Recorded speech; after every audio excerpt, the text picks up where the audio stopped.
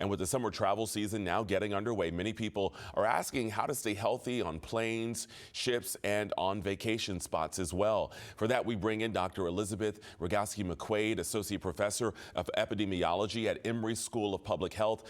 We appreciate you being here this morning because this is certainly a topic that so many people are interested in. First, do you have any update, though, on the conditions of the two people that we mentioned who were brought here to Emory just yesterday?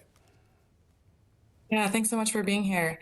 I can't speak to the specific condition of the two patients who were brought here yesterday.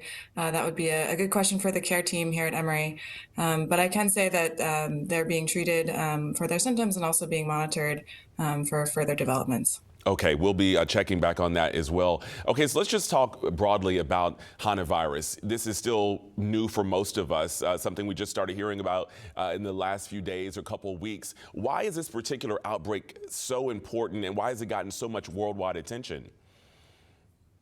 Well, I think the outbreak has gotten attention, one, because it originated on a cruise ship. And so many of us remember at the beginning of the COVID-19 pandemic, there were also outbreaks on cruise ships. So I think that's a little bit triggering for many of us who lived through the pandemic.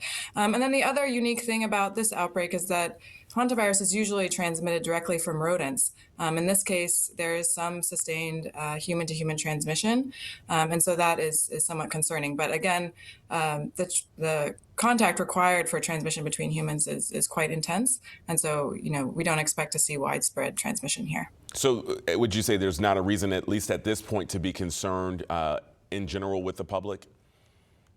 That's correct, yes.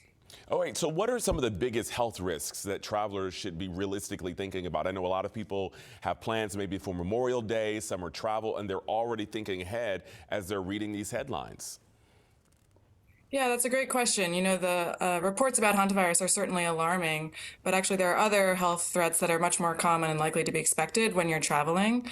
So for example, if you're going on a cruise ship, the most common illness is actually norovirus, which causes gastrointestinal symptoms. So that's diarrhea and vomiting. And the best way to prevent that is to wash your hands frequently with soap and water. If you don't have access to soap and water, to use hand sanitizer regularly. That's going to be your best bet to prevent illnesses while you're traveling.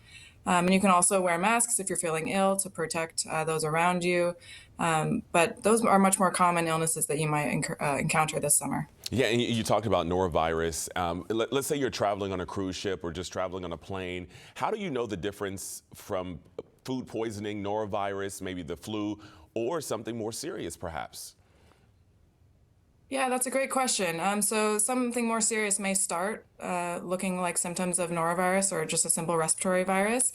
So it's important to make sure that you protect yourself and the others around you by wearing a mask, washing your hands regularly, potentially limiting contact with others just so that you don't potentially transmit to others. But as I said, it's most likely that the illnesses that you would get this summer would be, self-limiting. That means you would recover easily on your own. And so, unlikely that it would be something more serious. You know, a lot of the conversation has been about cruise ships because obviously that's sort of the center of where the hantavirus outbreak has happened. Why are they such a challenge for infectious diseases in particular? Yes, so cruise ships are a unique situation in which many individuals are confined into small spaces for a long period of time, so are really ripe for frequent close contact. They also involve lots of shared meals, so often buffets where food may be sitting out, utensils are shared between individuals, and so all of those factors lead to opportunities for disease transmission. Before you go, in about 20 seconds, what would be your advice to everyone? I know a lot of people are already becoming a bit fearful, and you say that's not what we should be doing right now, but you do want to be cautious, right? Yeah, so I think there's some sort of simple common sense things we can do to keep safe while we're traveling. As I mentioned, washing our hands, wearing a mask if we feel sick to protect others, and avoiding food that's been sitting out for long times, and also the usual things we think of like sun safety and getting enough rest. I think all those things are important as we go out on the vacation season. Dr. Elizabeth Rogawski McQuade, thank you so much. We appreciate you being here this morning. Thanks so much for having me.